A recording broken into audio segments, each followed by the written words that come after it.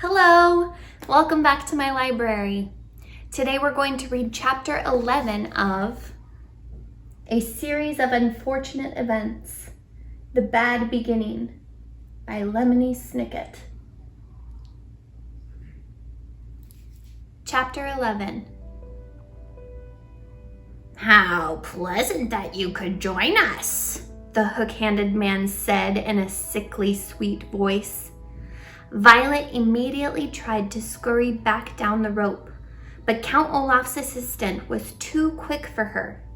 In one movement, he hoisted her into the tower room and, with a flick of his hook, sent her rescue device clanging to the ground.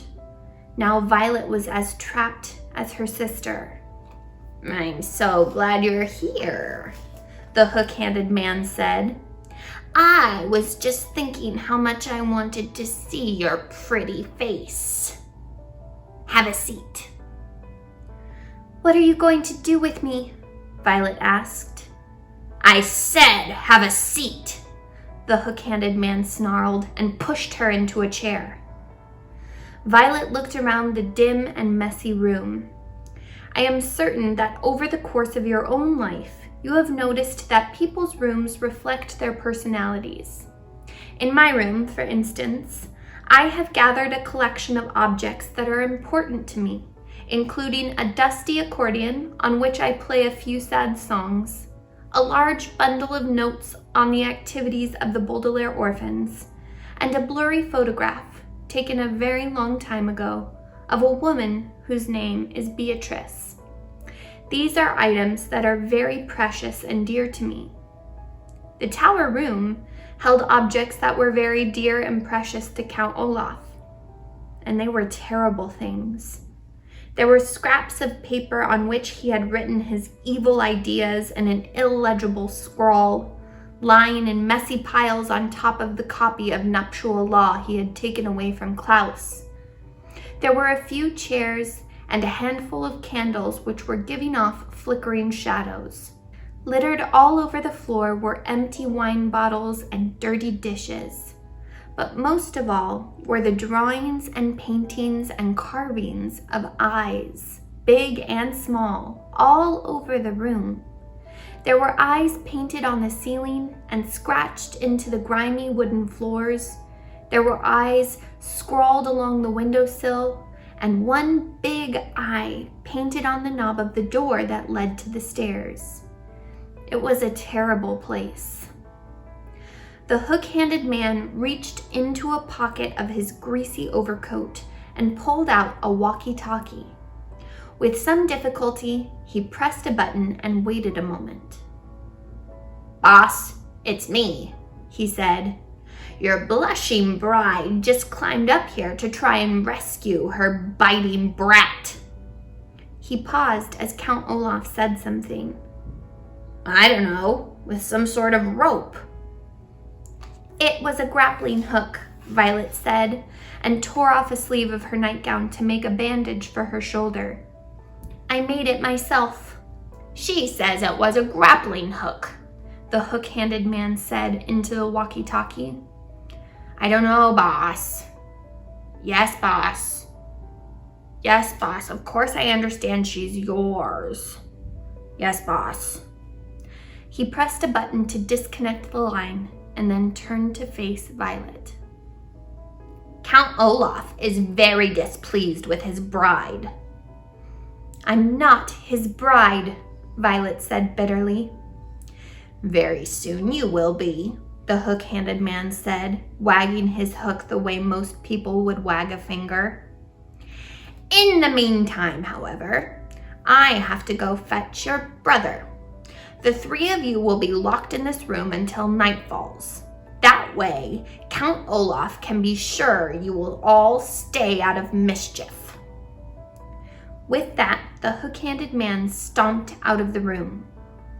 Violet heard the door lock behind him and then listened to his footsteps fading away down the stairs. She immediately went over to Sunny and put a hand on her little head. Afraid to untie or untape her sister for fear of incurring, a word here which means bringing about, Count Olaf's wrath, Violet stroked Sunny's hair and murmured that everything was all right. But of course, everything was not all right. Everything was all wrong.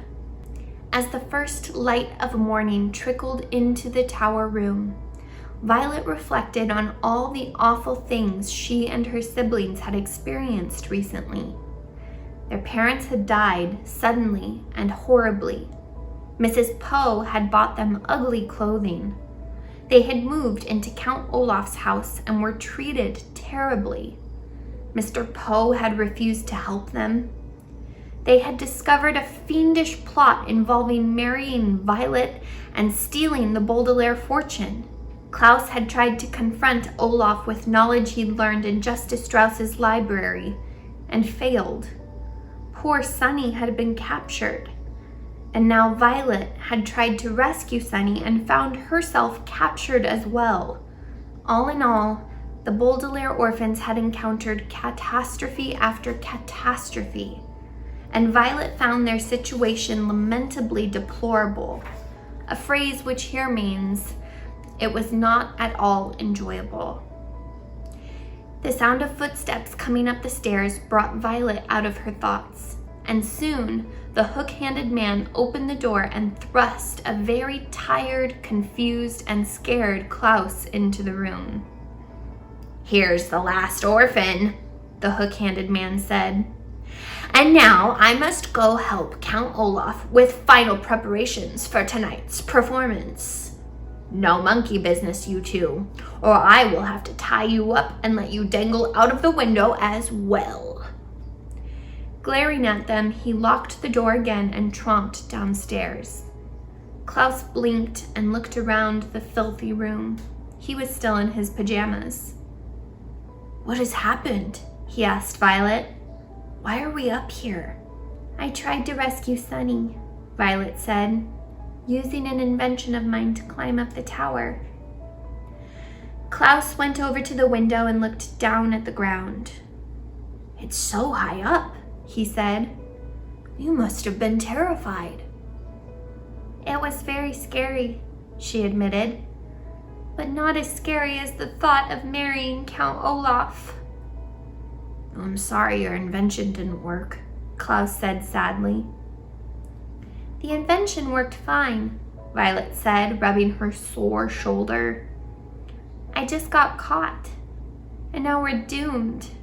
The hook-handed man said he'd keep us up here until tonight, and then it's the marvelous marriage." "Do you think you could invent something that would help us escape?" Klaus asked, looking around the room. "Maybe," Violet said. "And why don't you go through those books and papers? Perhaps there's some information that could be of use." For the next few hours, Violet and Klaus searched the room and their own minds for anything that might help them.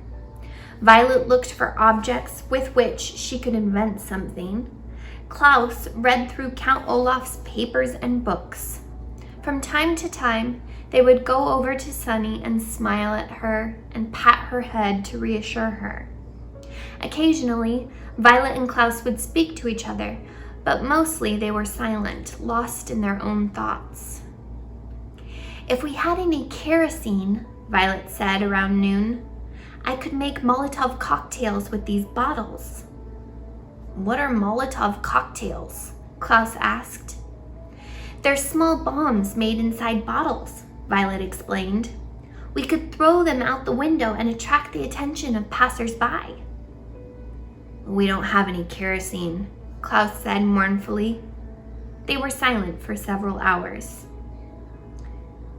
"If we were polygamists," Klaus said, "Count Olaf's marriage plan wouldn't work." "What are polygamists?" Violet asked. "Polygamists are people who marry more than one person," Klaus explained. "In this community, polygamists are breaking the law, even if they have married in the presence of a judge with the statement of "I do" and the signed document in their own hand. I read it here in nuptial law." "But we're not polygamists," Violet said mournfully. They were silent for several more hours.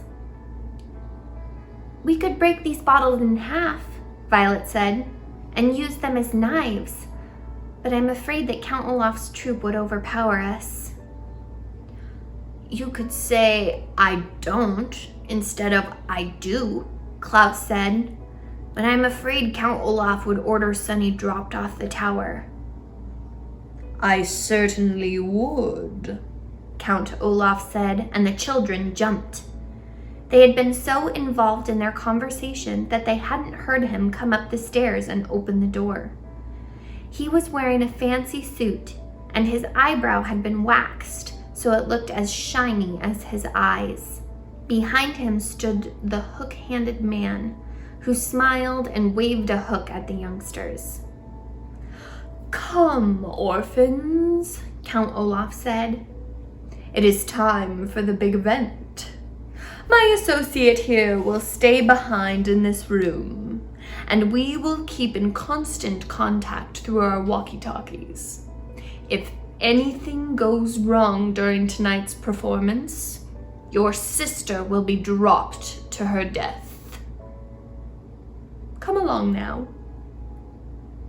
Violet and Klaus looked at each other, and then at Sunny still dangling in her cage, and followed Count Olaf out the door.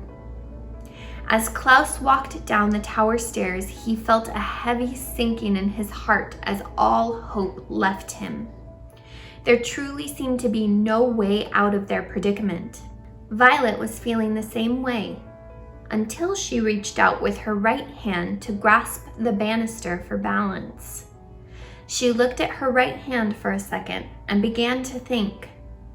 All the way down the stairs and out the door, and the short walk down the block to the theater, Violet thought and thought and thought, harder than she had in her entire life.